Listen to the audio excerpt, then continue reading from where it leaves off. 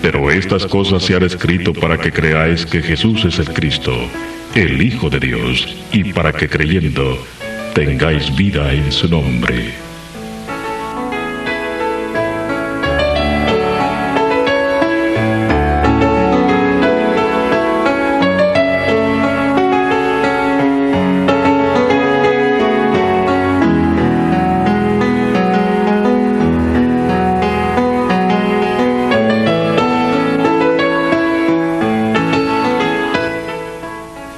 El Evangelio de Juan revela muchas de las obras y dichos de Jesús que no se encuentran en los demás evangelios. Juan escribió todas estas cosas como pruebas de la deidad de Jesús. Ahora le invitamos que se una con nosotros mientras el doctor Otto Arango nos guía en este estudio profundo de este libro tan importante.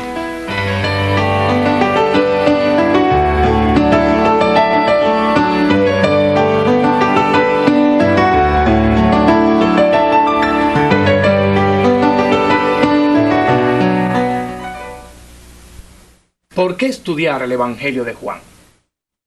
En primer lugar, porque es un libro de la Biblia y debemos estudiarlo.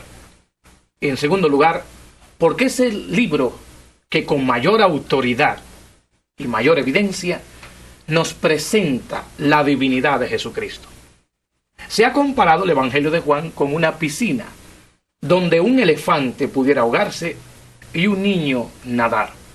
Con toda razón podemos decir que las características fundamentales y sobresalientes del Evangelio de Juan tienen que ver con la profundidad y a la vez la sencillez. Desde el año 170 de la era cristiana, fue ya reconocido como el Evangelio de Juan. Fue durante ese año que una serie de documentos llamado el Canon Muratorio fue encontrado y entre ellos ya aparecía el Evangelio de Juan. En esta ocasión nuestra lección se concentrará en 4 aspectos introductorios al Evangelio de Juan. Primero, en cuanto al autor del Evangelio. ¿Quién escribió el Evangelio? ¿Cuándo lo escribió?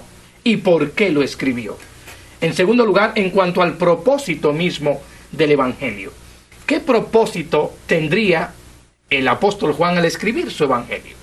En tercer lugar, estaremos observando una relación estructural del Evangelio en relación a los demás evangelios.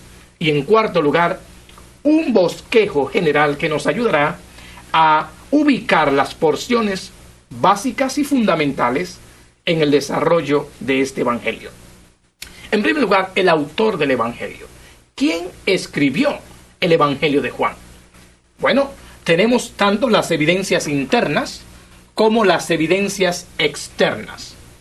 Internamente leemos en el Evangelio de Juan, capítulo 21, verso 24, este es el discípulo que da testimonio de estas cosas, y escribió estas cosas, y sabemos que su testimonio es verdadero.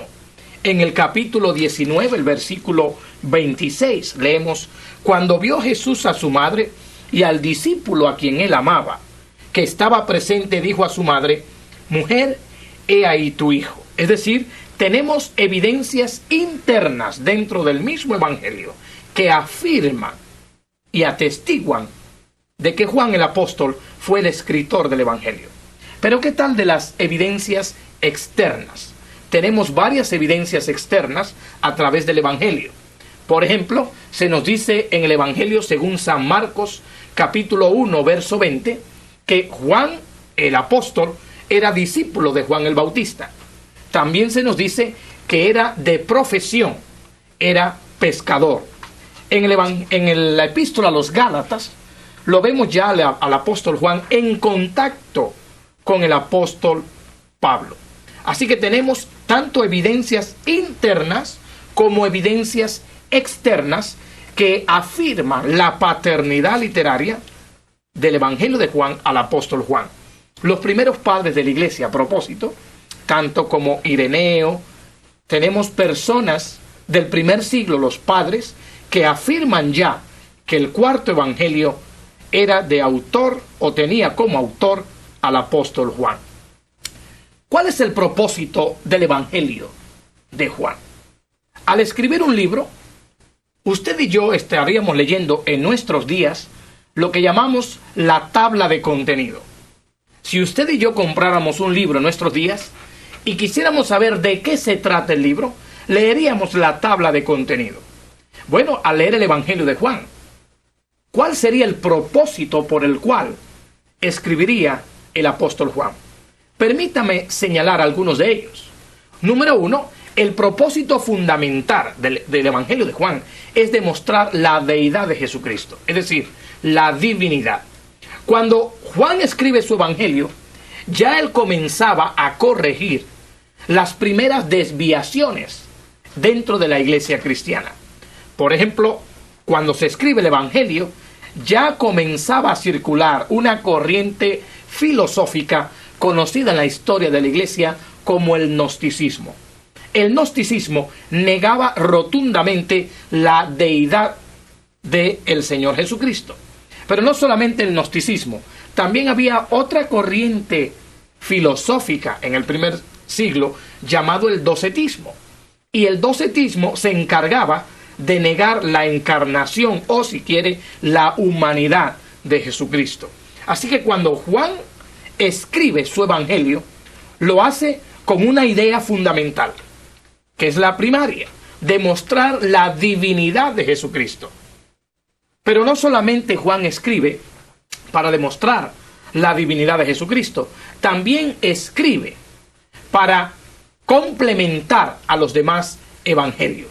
Es decir, cuando Juan escribe su evangelio, hay que tomar en cuenta que los demás evangelios, Mateo, Marcos y Lucas, ya se habían escrito. Por eso, cuando Juan escribe su evangelio, lo hace pensando en añadir o suplementar algunos datos y circunstancias en el ministerio de Cristo que no se habían relatados en los evangelios sinópticos. Por ejemplo, al suplementar hay que tomar en cuenta que Juan, un 92% del evangelio de Juan, es decir, del material de Juan, es exclusivo de Juan. Por ejemplo, Mateo tiene un 42% de exclusividad. Marcos tiene solamente un 7% de exclusividad. Y Lucas tiene un 59% de exclusividad. En otras palabras, Juan, lo que vamos a leer usted y yo en el Evangelio de Juan, vamos a ver que un 92% de este Evangelio, o de lo que menciona este Evangelio, no aparece registrado en ningún otro Evangelio, sino exclusivamente en el Evangelio de Juan. Por tener el Evangelio de Juan, como he dicho, un 92% de su material de exclusividad, pudiéramos decir entonces que el Evangelio de Juan es selectivo, es climático y es a la vez cronológico. Cuando hablamos de selectivo, quiero decir que este porcentaje de exclusividad del Evangelio de Juan, Juan registra en su Evangelio las afirmaciones de Jesús, es decir, lo que Cristo clamó ser, para demostrar que Cristo realmente es Dios mismo. Él selecciona las afirmaciones que los evangelios, los sinópticos, omiten. Por ejemplo, en Juan capítulo 6, verso 35 leemos: yo soy el pan de vida. En Juan capítulo 8, verso 12, yo soy la luz del mundo. En Juan capítulo 10, versículo 9, yo soy la puerta. En Juan capítulo 10, verso 11, yo soy el buen pastor. En Juan capítulo 11, verso 25, yo soy la resurrección y la vida. En Juan capítulo 14, verso 6, yo soy el camino, la verdad y la vida. Y en Juan capítulo 15, verso 1, yo soy la vid. Es decir, Juan selecciona muy preciso su material para afirmar la divinidad de Jesucristo. Pero no solamente es selectivo, el apóstol Juan también es climático. En otras palabras, él ahora va a seleccionar los milagros que los demás evangelios omitieron. Por ejemplo, Vamos a ver 8 milagros en este evangelio. 6 de ellos son exclusivos del evangelista Juan. En capítulo 2, verso 1 al 11, encontramos a Jesús cambiando agua en vino. En ningún otro evangelio encontramos ese milagro. A propósito, el evangelista Juan nos dice que cuando este milagro sucedió, él lo señala y dice, este fue el principio de las señales de Jesús. Si quiere, bien pudiéramos decir que fue el primer milagro en el ministerio de Jesús. Luego encontramos en capítulo 4, versículo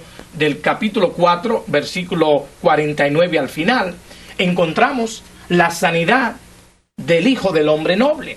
Cómo Cristo pudo sanar a un hijo del hombre noble a distancia. Es un milagro, nuevamente, que no aparece registrado en los demás evangelios. ¿Qué tal de el milagro del hombre paralítico allí en el lugar de Betesda? Otro milagro exclusivo del evangelio de Juan. En Juan capítulo 6 vemos a Jesús multiplicando panes y peces.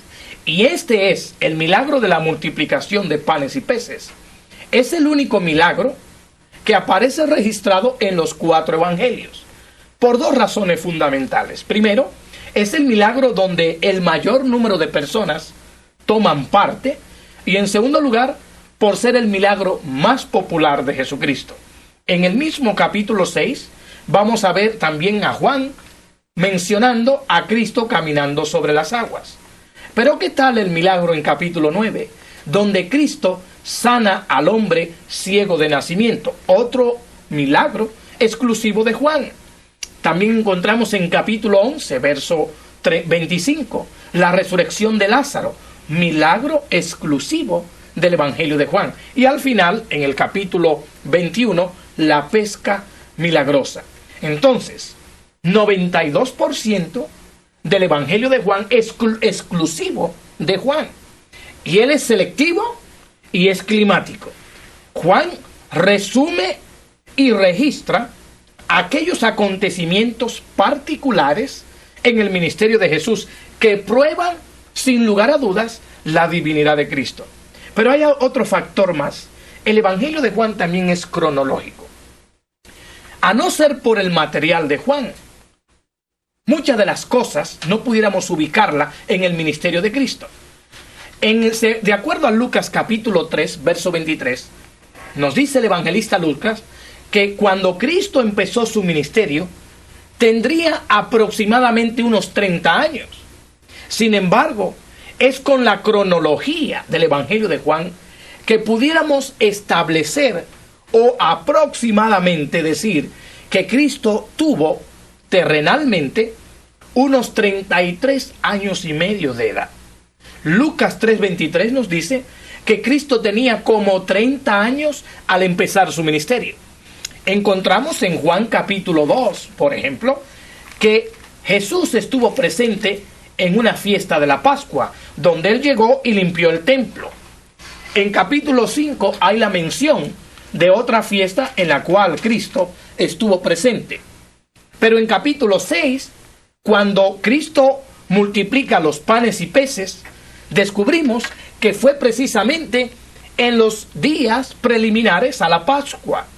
En capítulo 12 nuevamente encontramos a Jesús en la casa de Lázaro una semana antes de la Pascua.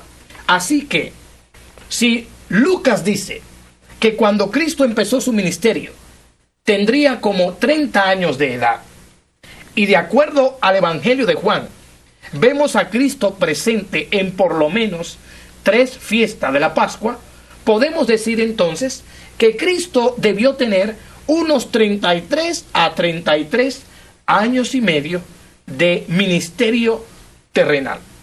Así que Juan, 92% de exclusividad de su ministerio, es selectivo, es climático y es cronológico. Pero el evangelista Juan también escribe su evangelio con otra idea en mente. Es la de refutar la tendencia de la incredulidad de sus compatriotas judíos. Vamos a ver a través del evangelio de Juan que por lo menos 71 veces aparece mencionado el término los judíos. Los judíos, unas 71 veces. Pero el propósito fundamental del Evangelio de Juan, como hemos dicho, es demostrar la divinidad de Jesucristo. Veamos entonces cómo Juan escribe o desarrolla su tesis. Él va a decir en Juan, versículos, capítulo 20, versos 30 y 31, que es el versículo clave a propósito del Evangelio. Él va a decir, hizo Jesús además muchas otras señales en presencia de sus discípulos. Noten ustedes esa palabra señal, que es una palabra clave en la teología de Juan. Él va a decir aquí, hizo además Jesús muchas otras señales, las cuales no están escritas en este libro. Pero estas, es decir, las que él selecciona, la que él ha escogido, son suficientes para que creáis que Jesús es el Hijo de Dios y para que creyendo tengáis vida en su nombre. La palabra señal viene de una palabra original, semeión. Es la palabra que se utiliza para indicar como un letrero, como una guía. Juan está diciendo que las señales que Cristo hizo, y de manera en particular las que él registra, porque él dice estas, pero estas se han escrito, es decir, estas señales de manera en particular. ¿Cuáles son las señales? Bueno, tenemos los 8 milagros, agua convertida en vino, capítulo 2, la sanidad del hijo del noble, capítulo 4, la sanidad del paralítico de Betesda, capítulo 5, multiplicación de panes y peces, capítulo 6, Jesús caminando en el agua, capítulo 6, la sanidad del hombre ciego de nacimiento, capítulo 9, la resurrección de Lázaro, capítulo 11, y la pesca milagrosa, capítulo 21. Juan vio en cada una de esas señales pruebas contundentes de la divinidad de Jesucristo. Pero él también, como señal, él escoge las afirmaciones de Jesús. Yo soy. En el Antiguo Testamento, en el hebreo, el equivalente de estas palabras, de esta afirmación, es el equivalente de la palabra Jehová. En el griego, yo soy. Cristo se apropió la terminología del Antiguo Testamento que servía para describir la divinidad, y él en su ministerio terrenal afirmó categóricamente: yo soy el pan de vida, yo soy la luz del mundo, yo soy la puerta, yo soy el buen pastor, yo soy el camino, la verdad y la vida, yo soy la resurrección y la vida, yo soy la vid. Es decir, Juan dice, hizo además Jesús muchas otras señales, sin lugar a dudas. Pero estas, las que están dentro del Evangelio, se han escrito, los milagros y las afirmaciones, para que creáis y para que creyendo en él tengamos vida en su nombre. Aquí en Juan 20, 30 y 31 encontramos entonces las dos palabras básicas o claves en el desarrollo del Evangelio de Juan. El verbo creer, que aparece 98 veces, y la palabra vida, 46. Estas dos palabras serán las palabras claves para poder entender el desarrollo del Evangelio de Juan. Así que notamos, por ejemplo, en Juan 1:1, Juan dice, en el principio era el verbo, y el verbo era con Dios, y el verbo era Dios. Él comienza hablando con Dios, su Evangelio, y en capítulo 20, versos 30 y 31, él termina hablando de Dios. En el medio, es decir, en esta parte de aquí, pone los milagros y las afirmaciones. En conclusión, Juan dice, todo esto que estoy escribiendo, todo este material con un 92% de exclusividad, tiene el propósito inmediato de demostrar y afirmar la divinidad de Cristo, tomando dos vías: las señales de los milagros y las señales de las afirmaciones de Jesús. Ahora bien, ¿en qué manera está relacionado el Evangelio de Juan? Hay que asumir que cuando Juan escribe su Evangelio, Mateo, Marcos y Lucas ya estaban en circulación. ¿Por qué otro Evangelio más? Bueno, Juan lo escribe para colaborar, suplementar aquellos datos que los demás evangelistas, por alguna que otra razón, no presentaron u omitieron en su material. Pero hay algo interesante. Veamos alguna relación de los demás evangelios en relación al Evangelio de Juan. Por ejemplo, en el primer siglo, para nosotros poder distinguir qué material era el que correspondía a Mateo, a Marcos o a Lucas, habían ciertos distintivos muy interesantes. Por ejemplo, los sinópticos y el Evangelio de Juan, en cuanto a ubicación, difieren. Los sinópticos fueron escritos en la parte norte de Palestina. Es decir, todo el material que cubren Mateo, Marcos y Lucas tiene que ver con la región norte de Palestina. Allí tuvieron lugar estos eventos. Pero Juan se concentra en el sur. En los sinópticos, la palabra clave o el distintivo clave es distinguir a Jesús como el hijo de David. Pero en el Evangelio de Juan, él es el hijo de Dios. Algo maravilloso. Ahora, hay algo interesante. Los sinópticos enfatizan mucho el reino. Sin embargo, el Evangelio de Juan enfatiza las afirmaciones de Jesús.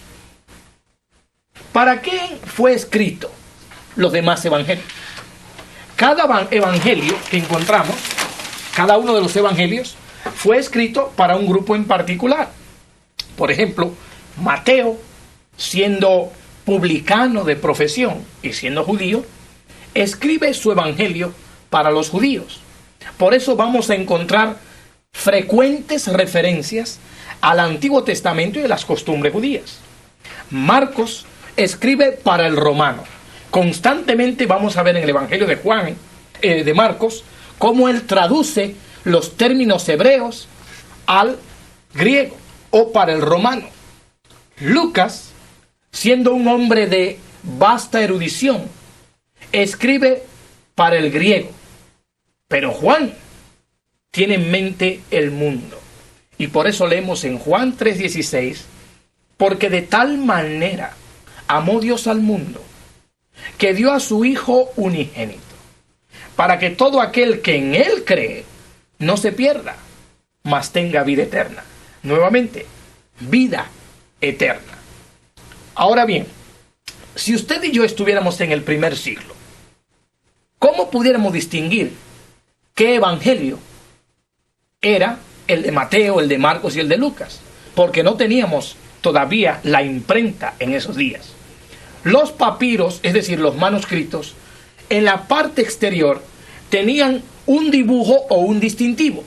Es decir, que si alguien entraba a una sinagoga cristiana en el primer siglo y quería leer el Evangelio de Mateo, lo iba a distinguir porque fuera de este Evangelio o fuera del manuscrito había un león pintado, es decir, el Evangelio del Rey. Si fuera a leer el Evangelio de Marcos, iba a encontrar un buey pintado, el Evangelio del Siervo. Si iba a leer el Evangelio de Lucas, iba a ver un hombre pintado, el Evangelio del Hijo del Hombre. Y si iba a leer el Evangelio de Juan, iba a aparecer un águila, el Evangelio del Hijo de Dios, si quiere, de la divinidad. En Mateo la palabra clave es la palabra reino. Por lo menos 27 veces se menciona la palabra reino. Ese es el énfasis de Mateo. En Marcos escribe como todo un periodista. Va a aparecer el término inmediatamente, rápidamente. Lucas 80 veces menciona el Hijo del Hombre. Pero Juan dice creer 98 veces y vida 46 veces. Y esto es lo fascinante de este evangelio, que a través de él podemos aprender que este es el propósito, para que creyendo en él tengamos vida eterna.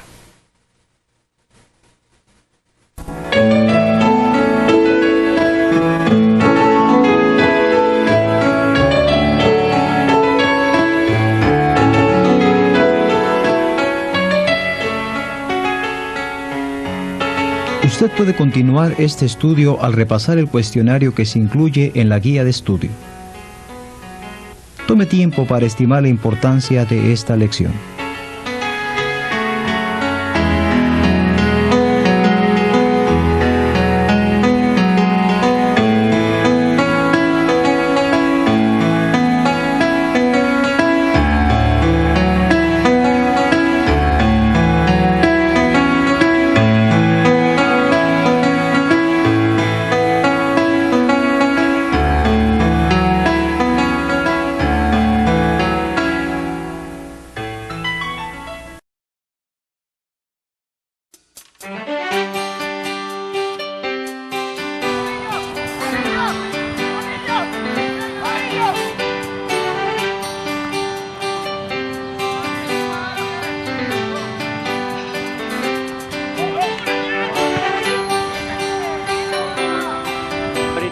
Hemos terminado de jugar el segundo partido y mi equipo ha podido pasar a la final con un gol de oro que hemos ganado.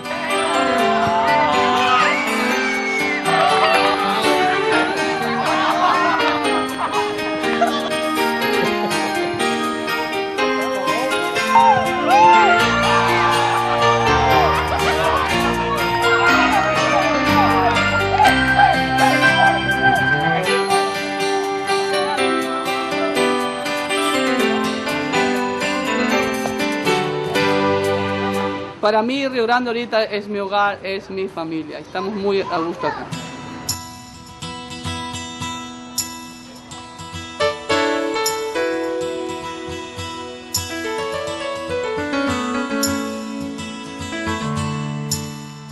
Creo que lo que más he aprendido aún dentro de las clases es el trato que Dios tiene hacia mi vida con cada persona, con los profesores, con los alumnos, y creo que Dios ha ido moldeando cada parte de mi carácter, y eso es algo muy importante porque no quiero salir con una cabeza llena, sino con un carácter transformado a la imagen de Dios.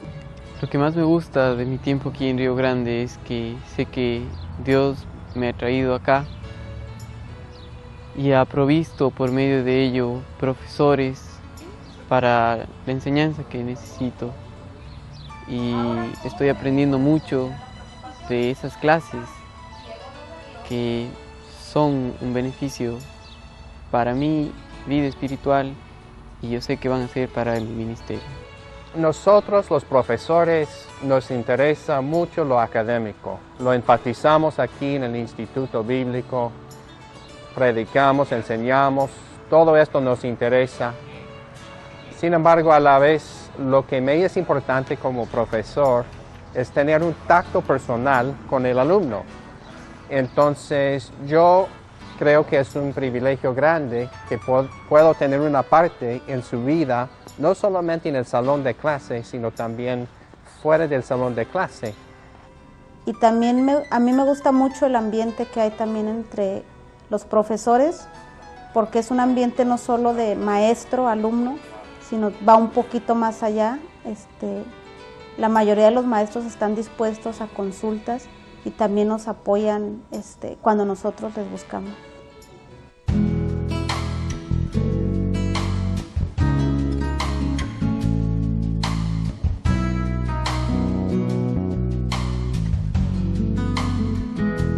El Seminario Bíblico Río Grande está ubicado en la frontera con México, en los Estados Unidos, en el estado de Texas. Nosotros tenemos un plantel muy completo, instalaciones muy buenas donde el estudiante puede venir con mucha comodidad y también prepararse.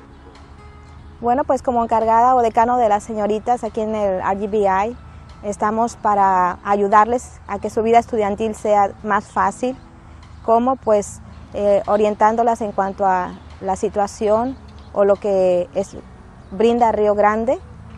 La vida en el dormitorio es bonita, también tiene sus obligaciones y sus responsabilidades, pero en general es algo que se puede recordar mucho de la vida del dormitorio. Puedes aprender muchas cosas de tus compañeras, compartir y hacer grandes amistades. Pues la vida estudiantil aquí en el dormitorio es muy peculiar, muy diferente a las amistades que uno hace en su casa, en su país donde vive, porque aquí uno convive con diferentes jóvenes de su misma edad, pero de diferente país, de diferente cultura.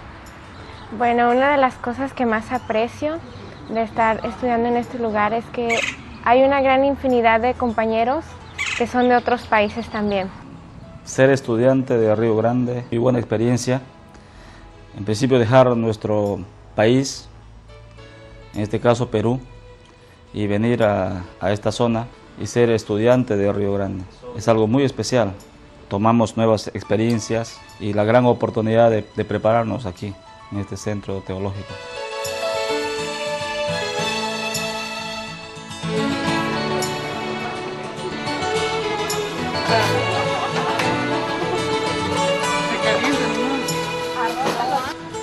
La comida de este semestre ha estado muy buena, especialmente la comida filipina que hace la hermana Moon.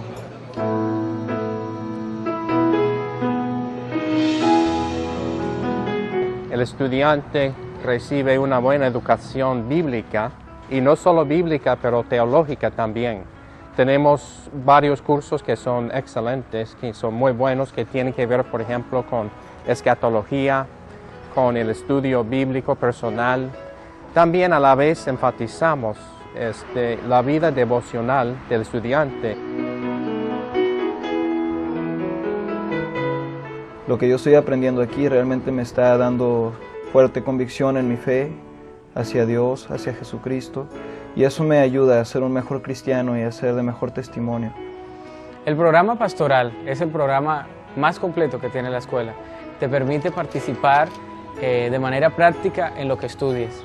Hacemos eventos, por ejemplo, ceremonias, hacemos predicaciones, hacemos programas, planeamos lo que verdaderamente va a ser un pastor. También aquí en el seminario enfatizamos la necesidad de misiones. Queremos que nuestros alumnos experimenten una carga del Señor para llevar el Evangelio a todo el mundo. Bueno, el estar en Cuba fue de mucha bendición. Aprendí a valorar lo que tengo aquí y también a respetar otras culturas diferentes, y a mí eso me lleva a pensar que debo de prepararme mucho mejor y debo estar siempre dispuesta a ser humilde en el lugar que esté. En mi experiencia como estudiante de este instituto ha sido muy importante la biblioteca. Tenemos muchos recursos, tenemos los recursos de internet, tenemos recursos de libros en inglés, en español, tenemos artículos nuevos, artículos de años pasados que permiten que no solamente tu instrucción en el salón de clases, sino fuera de él, también sea de manera completa. Entonces es un beneficio grande, es una biblioteca grande en español, teológicamente, hablando de muchos aspectos que te hacen crecer en tu educación de una manera integral.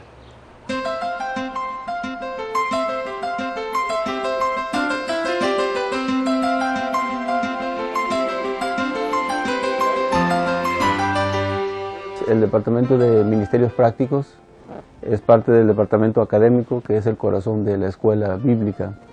Tenemos varios ministerios como son el de predicación, escuela dominical, discipulado, ministerio infantil, visitación.